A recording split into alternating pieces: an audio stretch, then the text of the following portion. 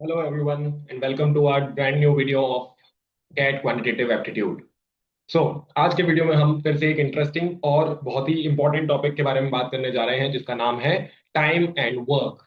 तो मैथ्स के quantitative aptitude में सबसे इंपॉर्टेंट टॉपिक्स में से एक टाइम एंड वर्क, जिसे आज हम बहुत ही आसानी से कुछ लिमिटेड मेथड्स की मदद से सॉल्व करना सीखने वाले हैं।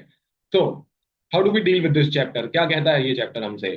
तो शुरुआत के लिए हम मान सकते हैं ये चैप्टर हमसे बोलेगा कि अगर मैं किसी काम को 2 दिन में खत्म करता हूँ, किसी गिवन काम को अगर मैं 2 दिन में खत्म करता हूँ तो एक दिन में कितना काम करता हूँ मैं? तो definitely most of you would be saying कि मैं आधा काम कर पाऊंगा एक दिन में। तो बिल्कुल सही है, मैं एक दिन में आधा ही काम कर पाऊंगा। बट इस आधे को मुझे रिप्रेजेंट करना होगा फ्रैक्शन फॉर्म में, यानी मैंने एक दिन में कितना काम किया, इट्स 1/2। सिमिलरली इफ आई से कि मैं किसी काम को 3 दिन में खत्म करता हूँ तो एक दिन में कितना काम करूंगा, तो आपका जवाब होगा 1/3। इफ आई से मैं 10 दिन में किसी काम को खत्म करता हूँ तो आपका आंसर होगा डेफिनेटली कि एक दिन में मैं 1/10 काम करता हूँ। सिमिलरली इन एनी केस अगर मैं बोलूं I take n days to finish a work, तो डेफिनेटली आपका आंसर होगा कि एक दिन में मैं 1/n काम करता हूँ। तो यही हमारा स्टैंडर्ड प्रोसीजर होने वाला है क्वेश्चंस को डील करने का।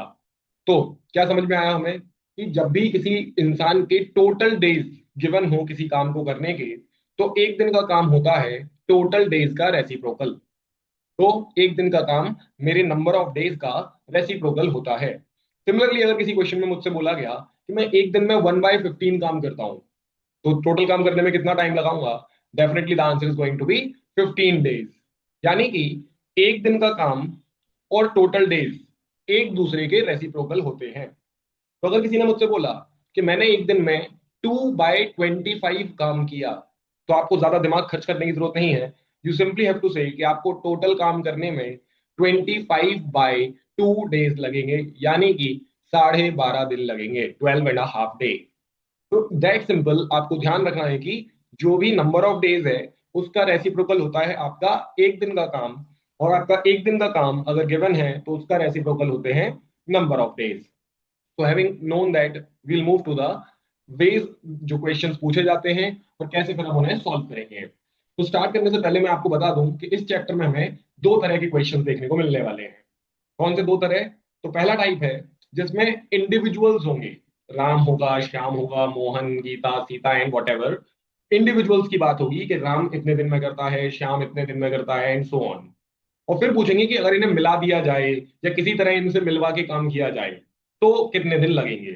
तो फर्स्ट केस इज जहां पे हम इंडिविजुअल्स की इंफॉर्मेशन को क्लब करके, मिक्स करके क्वेश्चन क्रिएट करेंगे और फिर उसे सॉल्व करेंगे। दूसरे टाइप का क्वेश्चन होगा जिसमें एक ग्रुप को ग्रुप से रिप्लेस करेंगे। जैसे कि आपने कभी देखा होगा एक बिल्डिंग बनते हुए, तो अलग अलग कॉन्ट्रैक्टर्स होते हैं। कोई कॉन्ट्रैक्टर बोलता है कि मेरे पास इतने लोग हैं काम करने के लिए और मेरे लोग दिन में 10-10 घंटे काम करते हैं और मैं आपको इतने दिनों में अपना घर बना के दे दूंगा। But on the other hand second contractor बोलेगा कि मेरे पास अलग नंबर ऑफ लोग हैं, है ना, या मेरे मजदूर 12 घंटे काम करते हैं एक दिन में, तो मैं आपको इतने जल्दी बना के दे दूंगा, कम डेज में दे दूंगा एंड सो ऑन। तो आपको कॉन्ट्रैक्टर्स के बीच में बेसिकली कंपैरिजन कराना होता है कि इस वाले ग्रुप से काम कराएं या इस वाले ग्रुप से काम कराएं। तो इस तरह से क्वेश्चंस को क्रिएट किया जाता है सेकंड केस में, group replaced by a group. तो हमें कैटेगरी समझ में आ गई, किस तरह के सवाल देखने को मिलने वाले हैं। तो अब हम चलते हैं कैसे हम उन क्वेश्चंस को डील करेंगे। तो let's start with the first category, जहां पे हमने देखा था कि क्वेश्चन में इंडिविजुअल्स को क्लब करा के ग्रुप बनाने की बात की जाएगी। तो मान लेते हैं कि एक पर्सन है राम, और अभी हम जितनी भी मेथड्स देखेंगे उन सब के लिए हम एक स्टैंडर्ड क्वेश्चन लेके चल रहे हैं जो हम सुनने जा रहे हैं। तो क्वेश्चन इज, राम एक इंडिविजुअल है जो किसी काम को 20 डेज में करता है। ग्रेट। दूसरा इंडिविजुअल श्याम है जो किसी सेम काम को 30 डेज में करता है। तो अब आपको बताना है कि राम और श्याम अगर मिलके काम करेंगे तो ये काम कितने दिन में होने वाला है। राम को 20 दिन लगते हैं और श्याम को अकेले काम करने पे 30 दिन लगते हैं। तो दोनों को मिलके कितने दिन लगने वाले हैं? तो इस तरह के क्वेश्चन को सॉल्व करने के लिए मैं आपको बताने वाला हूँ चार मेथड्स। सेम क्वेश्चन को यूज करें, चार मेथड से करने के तरीके हम देखने वाले हैं। तो let's begin with the first one. पहला मेथड क्या है? मैंने आपको क्लियरली बोला, राम को अकेले काम करने में 20 दिन लगते हैं, तो राम एक दिन में कितना काम करेगा? Definitely your answer is going to be 1/20 काम करेगा। And on the other hand Shyam को ये काम करने में 30 डेज लगते हैं, तो श्याम एक दिन में कितना काम करेगा? Your answer will be 1/30। तो मेरे हिसाब से अगर दोनों मिल जाएं तो दोनों इतना काम कर देंगे। क्लियर? राम ने उस काम का 1/20 पोर्शन खत्म किया, श्याम एक दिन में 1/30 पोर्शन खत्म करता है, तो डेफिनेटली एक दिन में उस काम का ये पोर्शन कंप्लीट हो जाएगा दोनों के होने से, जिसको हम कंबाइन करेंगे तो एलसीएम लेना होगा which is going to be 60। 20 को 60 बनाते हैं 3 टाइम्स में, तो 20 के साथ जो नंबर है उसे भी 3 से मल्टीप्लाई करेंगे, 1 × 3 = 3। 30 को 60 बनाते हैं 2 टाइम्स, तो इसके साथ में जो नंबर है वो भी 1 है, उसको डबल करेंगे तो 2। सो ओवरऑल हम देख पा रहे हैं कि इस क्वेश्चन में 5/60 ऑफ वर्क हो गया है, जो और सिंप्लीफाई करने पर बनता है 1/12।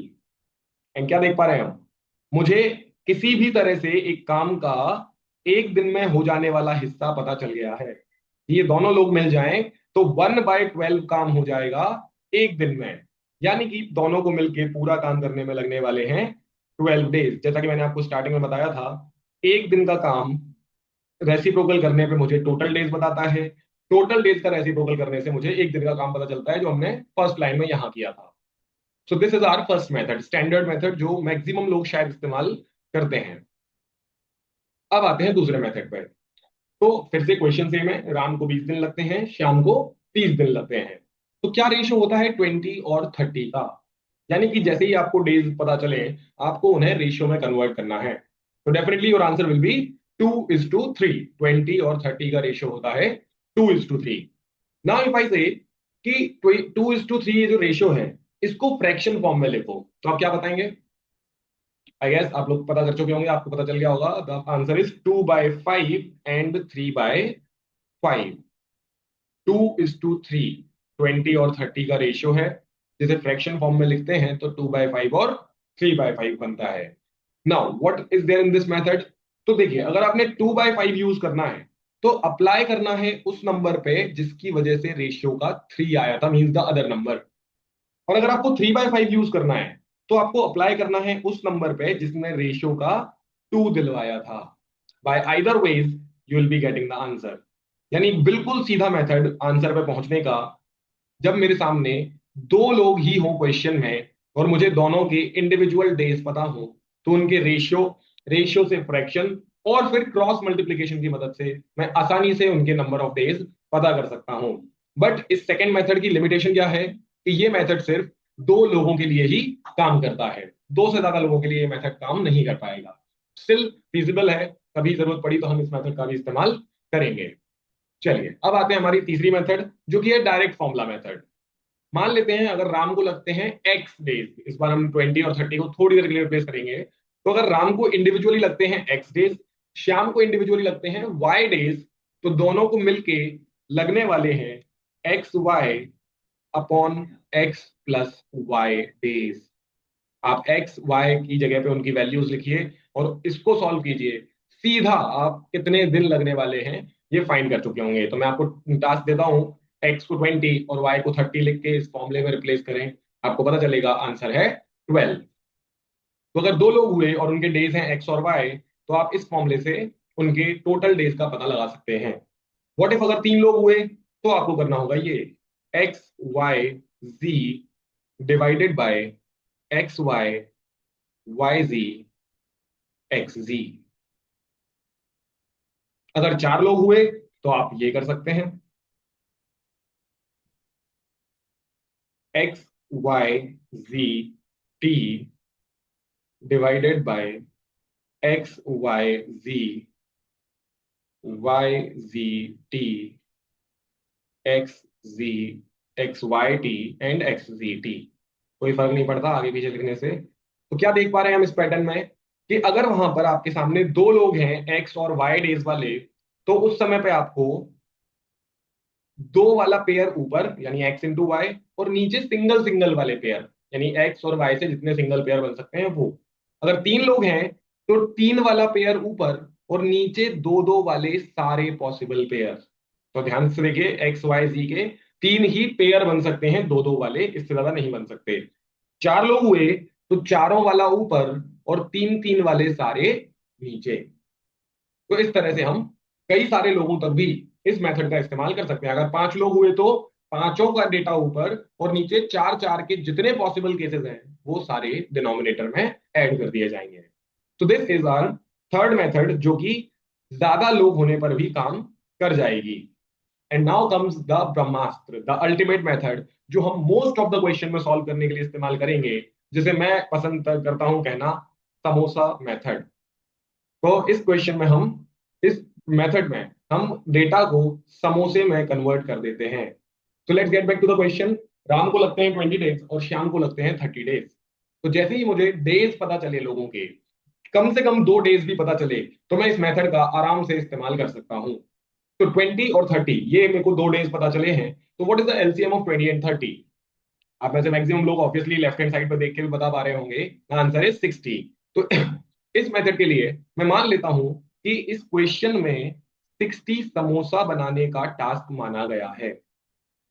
तो क्या होगा इसके बाद? कह रहे थे कि क्वेश्चन बोल रहा है पर्सन ए 20 डेज में ये वाला काम कर देता है। यानी कि इससे क्या पता चला? पर्सन ए 60 समोसे बना देता है 20 डेज में। क्या मतलब हुआ इस बात का?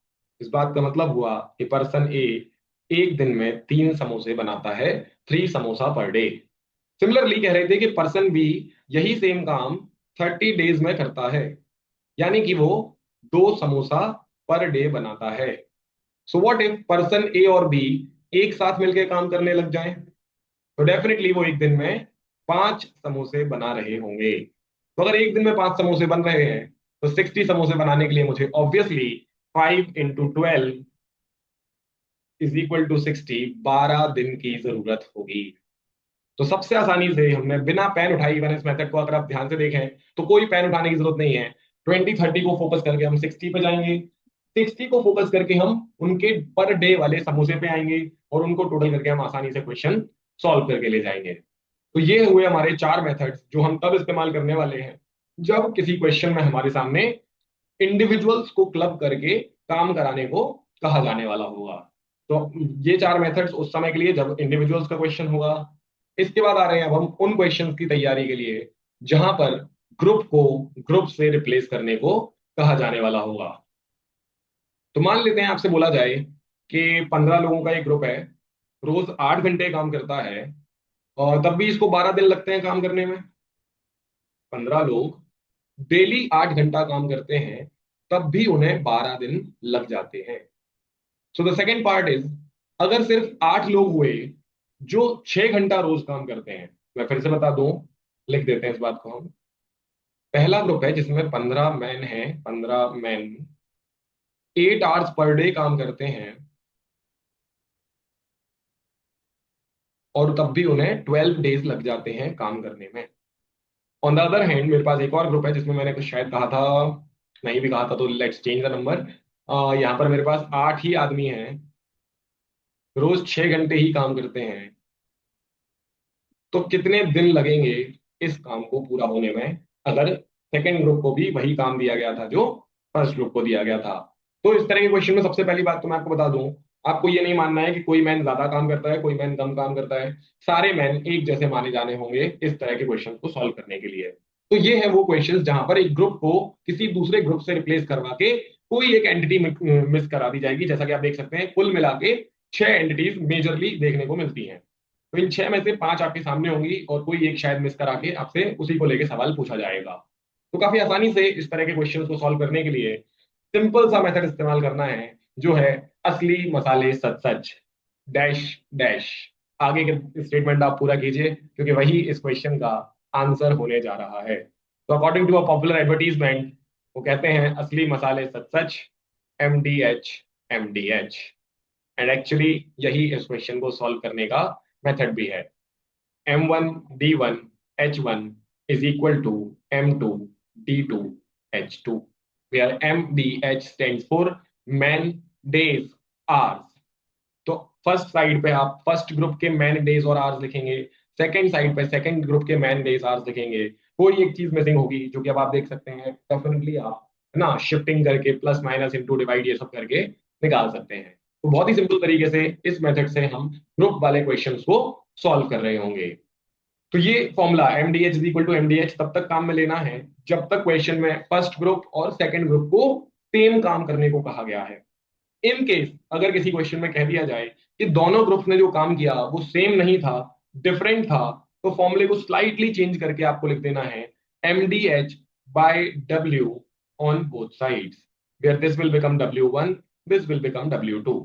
एग्जाम्पल भी दे देता हूं मैं। मान लेते हैं फर्स्ट ग्रुप को एक बिल्डिंग बनानी थी और सेकंड ग्रुप को तीन बिल्डिंग, यानी सेकंड ग्रुप को ट्रिपल काम करना है। तो इसे रिप्रेजेंट करने के लिए आप W1 को 1 लिख देंगे और W2 को 3। यानी वर्क को रिप्रेजेंट करने के लिए सिर्फ आपको नंबर्स की मदद से चीजें इंडिकेट करनी है कि चीजें बदल किस तरीके से रही हैं, कोई और चीज वहां पर एक्स्ट्रा करने की जरूरत नहीं है। तो अल्टीमेटली अगर वर्क सेम है तो MDH MDH, अगर वर्क सेम नहीं है तो MDH by W will become the formula.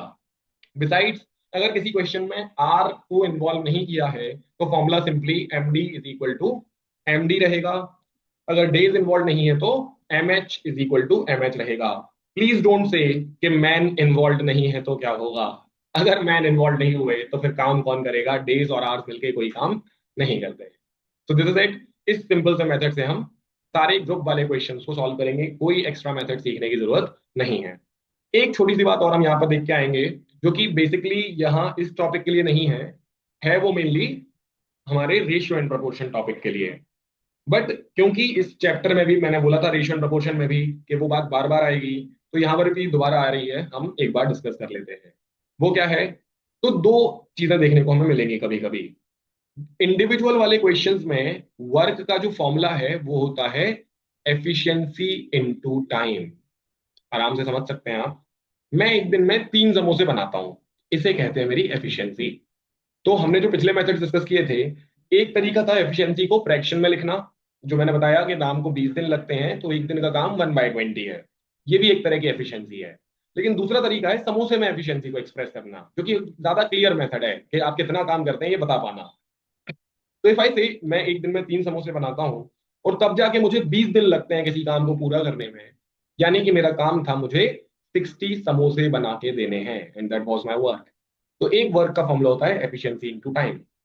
Similarly group वाले केसेस में वर्क का फॉर्मूला होता है m इंटू डी और m into D into H also, but अभी मैं m इंटू डी तक ही रखना चाहूंगा इसको।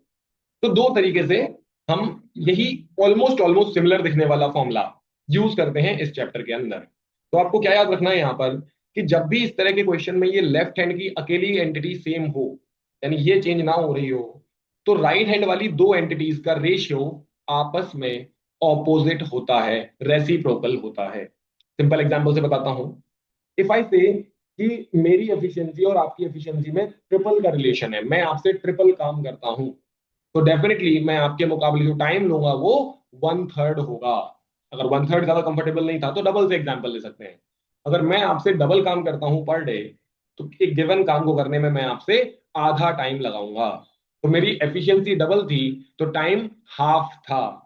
यानी एफिशिएंसी और टाइम का रेशियो एक दूसरे का ऑपोजिट होता है, बस आपको इतनी सी बात याद रखनी है। सिमिलरली एमडी वाले क्वेश्चन के अंदर मैन और डेज का रेशियो ऑपोजिट होगा, रेसिप्रोकल होगा एक दूसरे का, अगर वर्क सेम है तो।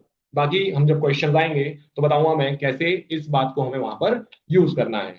सो दिस इज इट। इतनी इंफॉर्मेशन के साथ अब हम मूव कर सकते हैं हमारे क्वेश्चंस की तरफ।